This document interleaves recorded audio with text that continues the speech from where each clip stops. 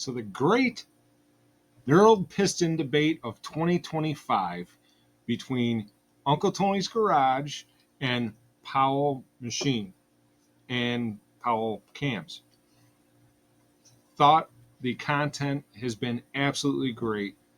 The back and forth banter between Uncle Tony and Powell, I think it's been really interesting and a wealth of knowledge. I do want to say that, first off, I'm a fan of Uncle Tony's Garage. I've been a subscriber of Uncle Tony's Garage for years now, and I watch his live streams often. Mexican Spec, I've developed a friendship with. That's one of Uncle Tony's mods. So I have great respect for Uncle Tony's Garage and the way he presents himself and the things he talks about.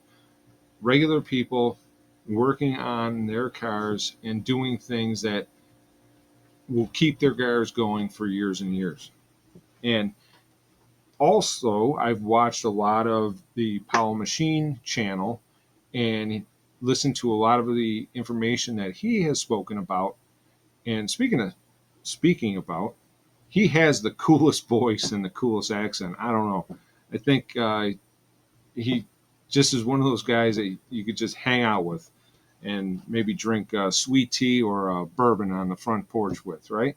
So both of these gentlemen I have the ultimate respect for.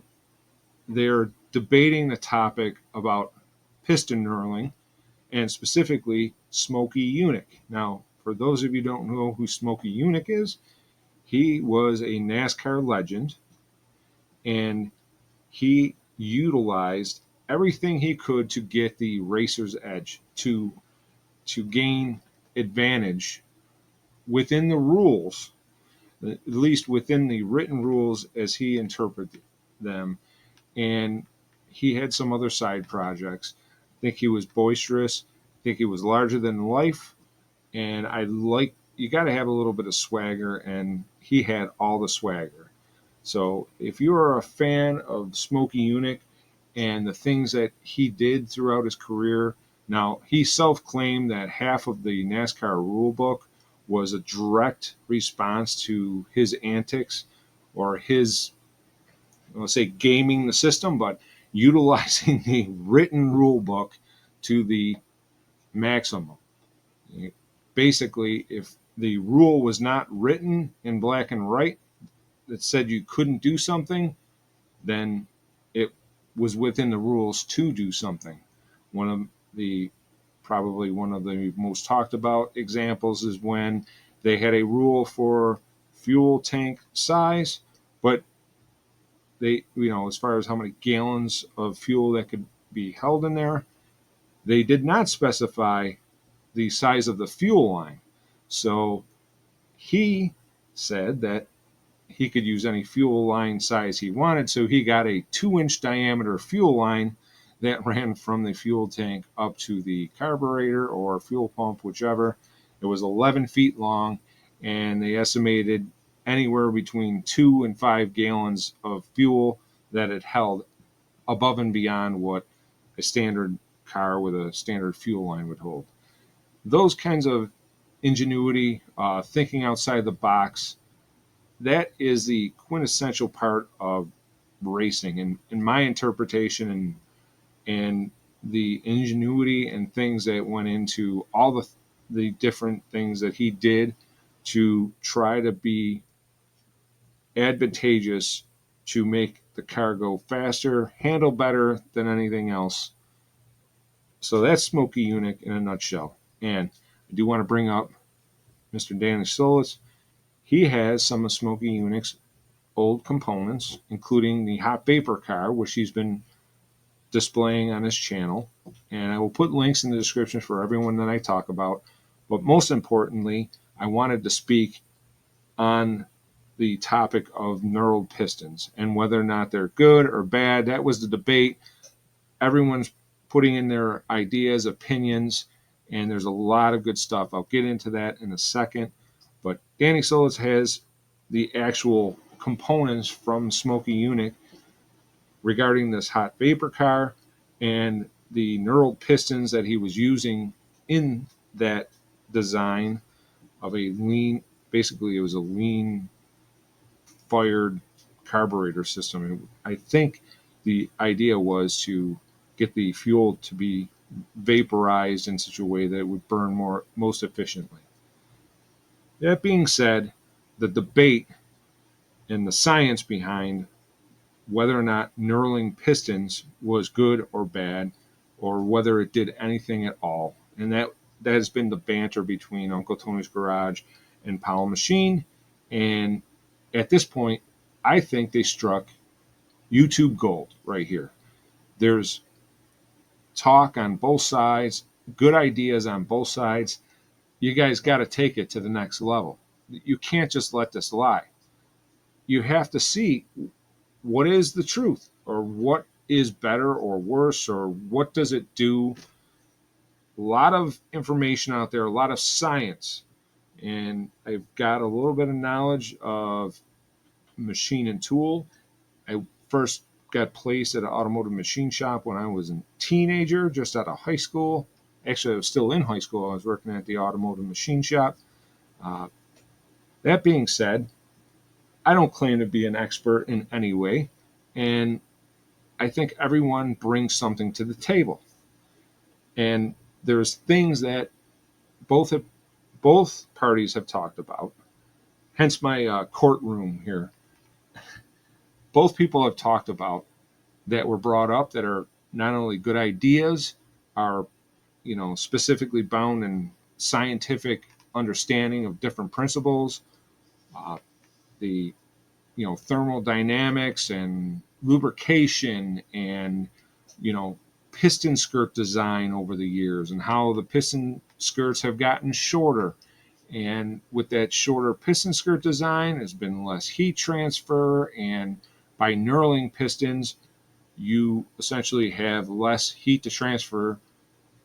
The way I was understanding their argument was the piston was transferring heat through the oil to the piston wall. And there was debate whether or not knurling, because you had less surface area.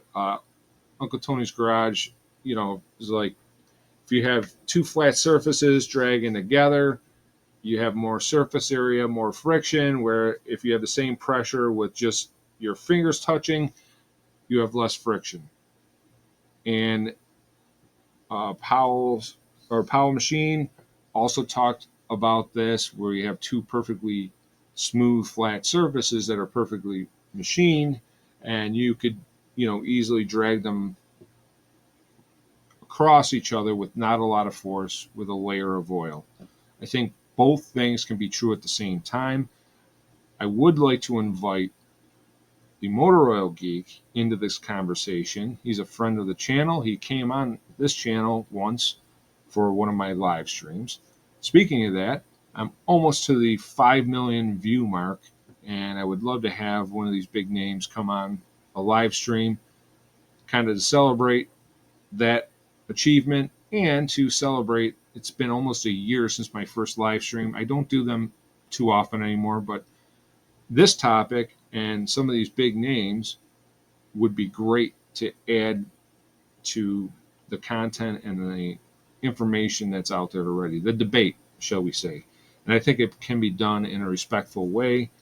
I invite Uncle Tony's Garage and Powell Machine to debate this out. I think that it should be tested in some way.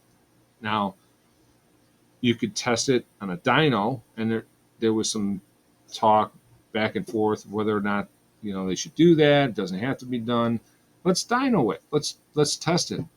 Danny Solitz, I think he's got enough parts and pieces to either prove or debunk whether or not the piston, with all things being the same, the cylinder wall surface, the piston rings, if you just change the pistons from standard pistons to the knurled pistons, you could probably prove a couple of things. Whether or not the heat transfer is good, you could probably test piston temperature. You could probably see what kind of wear occurs in metals that break down and get into the oil.